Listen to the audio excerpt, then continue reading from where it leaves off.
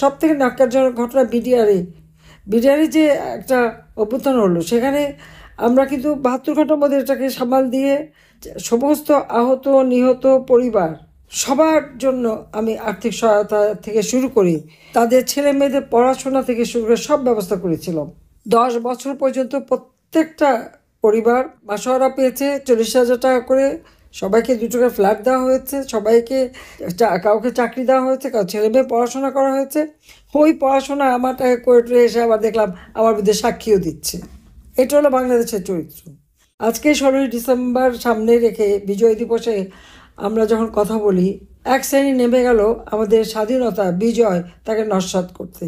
Public service কমিশনের প্রশ্ন উত্তরে মুক্তিযুদ্ধ শব্দটা বলা হয়নি, বা পাকিস্তানি হানাদার বাহিনীও বলা হয়নি, প্রতিরোধ যুদ্ধ। মানে প্রভু ভক্ত, অর্থাৎ এরা হলো পাকিস্তানের প্রভু ভক্ত। তাদের লাথি খাক, ঝাঁটা খাক, যা খাক, তাদের পদলেহন করবেই, এটা হলো তাদের অবস্থা।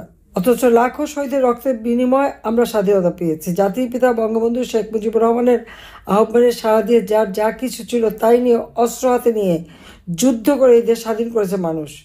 আমাদের মুক্তিযোদ্ধারা যখন যুদ্ধ করতে গেছে, আপনারা পুরনো দিনের ছবিগুলি দেখবেন, পায়ে জুতাও নাই, পরনে কাপড় কোনো মতে ওই লুঙ্গি গামছা যা পেয়েছে পরে মালকোচা মেরে হাতে অস্ত্র নিয়ে কাদামাটি মেখে তারা যুদ্ধ করে আপনাদের স্বাধীনতা এনে দিয়েছে।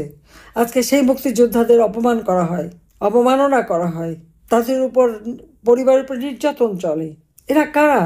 15 বছর 7 মাস একটানা আওয়ামী লীগ ক্ষমতায় ছিল। আমরা দেশকে উন্নতি করেছি, অর্থনৈতিকভাবে শক্তিশালী করেছি, সারা বিশ্বে বাংলাদেশ উন্নয়নের রোল মডেল হিসেবে স্বীকৃতি পেয়েছে। মানুষের মৌলিক চাহিদা অন্ন, বস্ত্র, বাসস্থান, চিকিৎসা, শিক্ষার ব্যবস্থা করেছি, যুব সমাজের কর্মসংস্থানের ব্যবস্থা করেছি। একটা গ্রামের একটা ছেলেও কিন্তু কাজ করে পয়সা কামাই করতে পারত। সেইভাবে শিক্ষা দীক্ষা ট্রেনিং ভোকেশনাল সব কিছু করে দিয়েছি। তা আমাদের অপরাধটা কি? হ্যাঁ, পাকিস্তানি হানাদার বাহিনীর কাছে আমরা অপরাধী ছিলাম।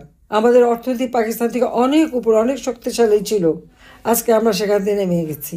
আমাদের শান্তিরক্ষা মিশনে 1 নাম্বার ছিলাম আমাদের সেনাবাহিনী, এখন সেটা 3 নাম্বারের নিচে নেমে গেছে। এখন সেনাবাহিনীর সেই ইয়াং অফিসাররা কি জবাব দেবে? আমি বিদায় নিলাম। কিন্তু দেশটার কি অবস্থা হলো? দেশের মানুষের কি অবস্থা হলো? যে স্বাধীনতা তাদের মর্যাদা দিয়েছে, যে স্বাধীনতা তাদের উচ্চ পর্যায়ে ওঠার একটা সুযোগ করে দিয়েছে, আজকে সেই স্বাধীনতাকে অপমান করা, সেই স্বাধীনতাকে অবমাননা করা, আর যিনি স্বাধীনতা এনে দিলেন তাকে চরমভাবে অপমান না, মুক্তিযুদ্ধের সব স্মৃতি মুছে ফেলে দেবে। মুক্তিযুদ্ধে আমরা বিজয় অর্জন করেছি, বিজয়ী জাতি। আজকে আমাদেরকে বিজয়ী বলতে কি লজ্জার কথা নাকি? এই শ্রেণীটা কারা? এরা কোথা থেকে আসলো? এদের কি শিক্ষা দীক্ষা যে তারা আজকে আমরা যে বিজয়ী সেটাও বলতে চায় না? যাদেরকে পরাজিত করলাম তাদের প্রতি তাদের আনুগত্য। কি অদ্ভুত একটা অবস্থা দেশে। হ্যাঁ, আমি বুঝতাম যদি ইউনূস ক্ষমতায় এসে দেশের অর্থনৈতিক অবস্থা আরও উন্নত করত। আমি তো নাকি ভালো করতেই পারিনি, তারা আরও ভালো যদি কিছু করতে পারতো, দেশকে যদি আরও সম্মানজনক অবস্থানে নিয়ে যেতে পারতো, তাহলে তো বুঝতাম যে হ্যাঁ, তার ক্ষমতা নেওয়াটা সার্থক। কিন্তু সে কি করেছে? আজকে বিশ্বের 9টা ইউনিভার্সিটি এখন আর বাংলাদেশের কোনো ছাত্রছাত্রী নেবে না। পাকিস্তান এবং বাংলাদেশ, পাকিস্তান আর বাংলাদেশকে এক ব্র্যাকেটে নিয়ে এসেছে জঙ্গি রাষ্ট্র হিসেবে, জঙ্গির দেশ হিসেবে। এর থেকে লজ্জার আর কি থাকতে পারে? অসম্মানের আর কি থাকতে পারে? প্রত্যেকটা দেশে আজকে ভিসা বন্ধ, যেখানে প্রতি বছরে লক্ষ লক্ষ কর্মী যেত, এই 1 বছরে কয়জন যেতে পেরেছে? সব দুয়ার বন্ধ হয়ে গেছে। শিল্প কলকারখানা বন্ধ, শ্রমিক বেকার, গার্মেন্টসে অর্ডার চলে যাচ্ছে অন্য দেশে, মহিলা শ্রমিক বেকার, মানুষের আয় রোজগার নেই, ঘরে ঘরে হাহাকার। তো আমাদের থেকে কি ভালোটা করতে পারলো? আওয়ামী লীগ ক্ষমতায় থেকে তো প্রত্যেকটা মানুষের ঘরে বিদ্যুৎ দিয়ে আলোকিত করেছে, শিক্ষার পরিবেশ সৃষ্টি করেছে, কমিউনিটি ক্লিনিকের মাধ্যমে জনগণের দৌড় গোড়ায় আমরা ওষুধ পৌঁছে দিয়েছি, বিনা পয়সায় স্বাস্থ্যসেবা দিয়েছি, মাতৃমৃত্যু আর শিশু মৃত্যু হার কমিয়েছি, স্যানিটারি ল্যাট্রিন এবং সুপেয় পানি, নিরাপদ সুপেয় পানির ব্যবস্থা করেছি, খাদ্য চাহিদা পূরণ করেছি। হাহাকার ছিল না। আমি যখন চলে আসি তখনও 20 লক্ষ মেট্রিক টন খাদ্য গুদামে, আর এখন সেই দেশটাকে ঠিকই ভিক্ষার ঝুলিয়ে নিয়ে নামার অবস্থায় নিয়ে এসেছে। টাকা পয়সা সব লুট করে নিয়ে যাচ্ছে বিদেশে, সব কিছু পাচার করছে। ইউনূস 6,000 টাকা বেতনের এক কর্মচারী, গ্রামীণ ব্যাংকের এমডি, আজকে তার ফিক্সড ডিপোজিট হলো 5,000 কোটি টাকা। তার মধ্যে দেশে বিদেশে তো সম্পদের পাহাড়। মানুষকে এরা মানুষ বলে মনে করে না। যারা মেট্রো রেলে আগুন দিল, টিভি সহ বিভিন্ন প্রতিষ্ঠানে আগুন দিল, যারা পুলিশ হত্যা করে পা বেঁধে ঝুলালো, আওয়ামী লীগ নেতাকর্মী হত্যা, সাংবাদিক হত্যা, আইনজীবী হত্যা, তারা হয়ে গেল হিরো। তারা একেবারে জুলাই হিরো। মানে হিরো ডেফিনেশনটাও কি? তাদের নামে এখন কত কিছু করা হচ্ছে। ইউনূস তো আমাদের ঘর বাড়ি সবকিছু লুটপাট করেছে, বা আওয়ামী লীগের প্রত্যেকটা নেতা কর্মীর বাড়িঘর লুট। তাদের আছে কি? কিছুই নেই, তাদের লুটের মাল আছে।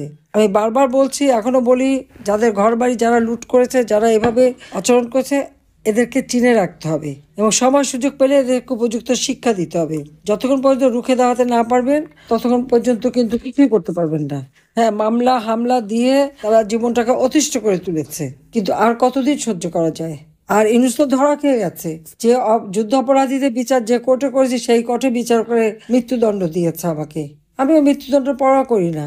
এরকম হত্যা মামলা, এই মামলা, সেই মামলা সব দেখেছি, কিন্তু সততার শক্তি অনেক বেশি। আমি কোনো অন্যায় করিনি। আজকে আমার সেনাবাহিনীর অফিসারদের কাঠগড়ায় দাঁড় করে, পুলিশ অফিসারদের কাঠগড়ায় দাঁড় করে, প্রশাসনের অফিসারদের কাঠগড়ায় দাঁড় করে, আওয়ামী লীগের নেতা কর্মী মুক্তিযোদ্ধা তাদের হাতে হাত করা পড়ায়, জেলখানার থেকে কয়েকজনের ভয়েস রেকর্ড করে নিয়ে এসে মিথ্যা রেকর্ড তৈরি করে করে ছাড়ে। সেগুলি আবার তাদের নাকি এভিডেন্স। সেটাকে তো ফরেন্সিক করতে হবে, হিসাব করে দেখতে হবে। তার কাজে আজকে দেশটাকে একেবারে ধ্বংসের কিনারায় নিয়ে এসেছে। কৃষক হাহাকার, সার নাই, কষ্ট করে ফসল উৎপাদন করলেও তার দাম পায় না, এবং কৃষক সার পায় না দেখে আজকে সার গুদাম ভেঙে সার নিয়ে চলে গেছে। তার করবেটা কি? যাবে কোথায়? ইন্ডাস্ট্রিতে আগুন, সেখানে মারা গেল কতজন। গাজী ইন্ডাস্ট্রি, হাসপাতালে আগুন, হোটেলে আগুন, কোভিড হাসপাতাল সেটাও পুড়িয়ে দিয়েছে। এই অবস্থার মধ্যে দিয়ে আমি আমাদের নেতাকর্মীদের বলবো যে মানুষ কিন্তু একমাত্র আওয়ামী লীগের উপরেই ভরসা করে। কারণ তারা ওই জুলাই আন্দোলন, যদিও এটা বৈষম্য বিরোধী আন্দোলন আর কোটা আন্দোলন, যে আন্দোলনই বলুক, এটা যে সরকার উৎখাতের আন্দোলন, আমি কিন্তু বারবার আমাদের নেতাদের বলেছি, সবাইকে বলেছি। কেউ এটা বিশ্বাসই করতে চায়নি। কিন্তু আমি বলছি যে এই আন্দোলন কিন্তু ওটা না। আমাকে অনেক বলছে, ও ছাত্ররা ডাকলে আসবে। আমার ছাত্ররা ডাকলে আসে না। আমি অনেকবার চেষ্টা করেছি, তারা আসবে না। তাদের অন্য জায়গায় গাঁটছড়া বাঁধা। এই আন্দোলনের কবারই তারা অন্য কিছু করতে চাচ্ছে, এটা বুঝতে হবে সবাইকে। 2-3 মাস আগেও আমি এই কথা বলছি, ওই দিনই লাস্ট ক্যাবিনেট মিটিংও আমি বলেছি, কিন্তু প্রত্যেকেই মনে হতো যে একটা ভাব খারাপ, যে কিছুই হবে না।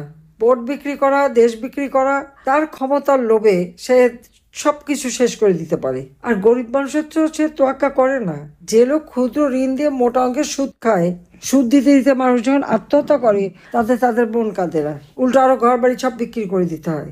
সুদের চাপে মানুষ অতিষ্ঠ হয়ে যায় একবার যদি গ্রামীণ ব্যাংকের টাকা নেয়। ইউনূস যাওয়ার পরে আমরা একটা সিস্টেম এনেছিলাম, অথচ ডক্টর মোহাম্মদ ইউনূস কিন্তু গ্রামীণ সম্পত্তি সবই দখল করে বসে আছে। অথচ গ্রামীণ ব্যাংক করে তার কোনো অবদান নাই। আমি 400 কোটি টাকা দিচ্ছি গ্রামীণ ব্যাংকে, টেলিফোনের ব্যবসা আমি দিয়েছি। তারপরে যদি এত বড় বিট্রে করতে পারি, বাংলাদেশের জনগণের সাথেও বিট্রে করেছে। যে বিজয়ের মাসে আমাদের মাথায় এটা রাখতে হবে যে মহান মুক্তিযুদ্ধে আমরা পাকিস্তানি হানাদার বাহিনীকে পরাজিত করে বিজয় অর্জন করেছি। এখানে আমাদের বিজয় অর্জন করতে হবে। এই দেশকে নিয়ে ছিনিমিনি খেলতে দেয়া যায় না।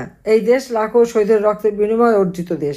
এই দেশ জাতির পিতা বঙ্গবন্ধু শেখ মুজিবুর রহমানের স্বপ্নের দেশ। তিনি চেয়েছিলেন দুঃখী মানুষের মুখে হাসি ফোটাতে, এবং আমরা কিন্তু সেটা সফলভাবে করেছিলাম 2021 সালে, যখন আমরা জাতির পিতার জন্মশতবার্ষিকী পালন করি, যখন স্বাধীনতা সুবর্ণ জয়ন্তী একই সাথে আমরা উদযাপন করেছি। ঠিক তখনই আসলো বাংলাদেশ উন্নয়নশীল দেশের মর্যাদা পেয়েছে। কারণ আমাদের অর্থনৈতিক সক্ষমতা, আমাদের মানবাধিকার সংরক্ষণ, মানুষের যে মৌলিক চাহিদা, শিক্ষা, স্বাস্থ্য এবং জীবনের নিরাপত্তা, সব বিষয়ে, খাদ্য নিরাপত্তা, সব বিষয়ে আমরা কিন্তু উৎকর্ষ লাভ করেছি। জাতিসংঘের বিশেষ কমিটি বারবার পরীক্ষা দিয়েছে, প্রতি বছর হিসেব করে দেখেছে, তারপর আমাদেরকে স্বীকৃতি দিয়েছে। 2026 সাল থেকে আমাদের যাত্রা শুরু হওয়ার কথা, কারণ কোভিডের জন্য আমরা 2 বছর সময় নিয়েছিলাম। কোভিড আমরা মোকাবেলা করেছি। বিশ্বের যে 5টি দেশ কোভিড মোকাবেলা করতে পেরে সক্ষমতা, আওয়ামী লীগ, বাংলাদেশ তার মধ্যে একজন। এত সম্মান, এত মর্যাদা, এত কিছু এনে দেওয়ার পরেও মানুষ এত বিভ্রান্ত হয়ে নিজেদের এত বড় সর্বরাষ্ট্র যারা করলো, আজকে তারা কি ভাবে, কি চিন্তা করে, কি জবাব দেবে জনগণের কাছে, সেটাই হলো আমার প্রশ্ন। দেখ, আমি বেঁচে যখন আছি, ইনশাল্লাহ আবার দেশ ফিরে পাবো। আমাদের বাংলাদেশ হারিয়ে যেতে পারে না। বারবার আঘাত এসেছে। 21 বছর তো বঙ্গবন্ধুর নামও নেওয়া যায়নি।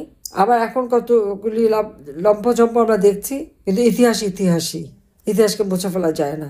যে আমি লাখো শহীদের রক্তের বিনিময়ে দেশ স্বাধীনতা অর্জন করে সেই 30 লাখ শহীদের প্রতি শ্রদ্ধা জানাই। আমি আমাদের মা বোনদের প্রতি শ্রদ্ধা জানাই, যাদের মহান আত্মত্যাগে আমরা স্বাধীনতা অর্জন করেছি। আমাদের মহান নেতা জাতির পিতা বঙ্গবন্ধু শেখ মুজিবুর রহমান, তার প্রতি শ্রদ্ধা জানাই। জাতীয় চার নেতার প্রতি শ্রদ্ধা জানাই। 15ই আগস্ট মা, বাবা, ভাই সবই হারিয়েছিলাম। আমরা 2 বোন রিফিউজি হিসেবে আশ্রয় নিয়ে থাকতে হয়েছে। কৃতজ্ঞতা জানাই বাংলাদেশের জনগণের প্রতি, আওয়ামী লীগের প্রতি।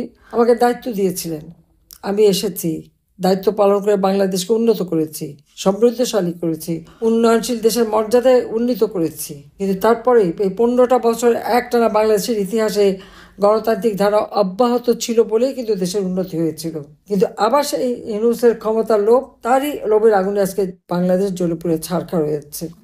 এর আর দেশ চালানোর কোনো অধিকার নেই, সে সম্পূর্ণ ব্যর্থ। এবং সে জঙ্গিদের বসিয়েছে, সেই জামাতকে ক্ষমতায় বসাচ্ছে। তাদের হাতেই সব এখন। স্কুল, কলেজ, ইউনিভার্সিটি, বিশ্ববিদ্যালয় সব জায়গায়, পাবলিক সার্ভিস কমিশন সব জায়গায় তারা নিজেদের, এমনকি ইলেকশন কি করবে তারা? হ্যাঁ না ভোট করবে তারা? মানে গণভোট আর এই ভোট একসাথে হয়? যেখানে আওয়ামী লীগের প্রায় 2008-এর নির্বাচনে 48% ভোট আমাদের। এই বলতে গেলে 50% মানুষকে বাদ দিয়ে রেখে তারা নির্বাচন করে আসে। এই নির্বাচন করার তো কোনো অধিকার নাই, সাংবিধানিক অধিকারও ইউনূসের নাই। নির্বাচন করতে হলে আওয়ামী লীগ সবসময় নির্বাচনের পার্টি, আমরা সবসময় নির্বাচন করতে চাই। যে আমাদের উপরে যে নিষেধাজ্ঞা জারি করছে সেটা প্রত্যাহার করতে হবে। আমাদের নৌকা প্রতীক, সে প্রতীক দিতে হবে। আমাদের সমস্ত বন্দীদের মুক্তি দিতে হবে। নির্বাচন করবার মতো পরিবেশ তৈরি করতে হবে, তাহলে এটা নির্বাচন হবে। তাড়াতাড়ি তোরা নির্বাচন হবে না। এখনই জামাত বাড়ি বাড়ি যে ধমক দিচ্ছে, ভোট না দিলে তাদেরকে বাড়িঘর ভাঙবে, মারবে, ধরবে, গায়ে চামড়া তুলে ফেলবে। কত বড় অডাসিটি, কত বড় বেয়াদব, সেটা একবার চিন্তা করে দেখেন। এখন যুদ্ধাপরাধীদের গলার স্বর বেড়ে গেছে, কাজে সকলকে প্রতিরোধ করতে হবে। যার যা কিছু আছে তাই নিয়ে মোকাবেলা করতে হবে। ঘরে বসে থাকার সময় এখন সবাই মিলে একসাথে ঐক্যবদ্ধ হয়ে মোকাবেলা করতে হবে এই যুদ্ধাপরাধীদের। এবং ইউনূসকে ক্ষমতা থেকে হটিয়েই বাংলাদেশে নির্বাচন হবে, বাংলাদেশ উন্নত হবে। কাজে সকলকে আমি ঐক্যবদ্ধ হওয়ার জন্য আহ্বান জানাচ্ছি। এবং সংগঠন, সেই সাথে সাথে সহযোগী সংগঠন, বাংলাদেশের জনগণের পাশে দাঁড়াতে হবে। জনগণকে সাথে নিয়েই কিন্তু আমাদের কাজ, এটা মাথায় রাখতে হবে। সবাইকে ধন্যবাদ। জয় বাংলা, জয় বঙ্গবন্ধু, বাংলাদেশ চিরজীবী হোক। খোদা হাফেজ।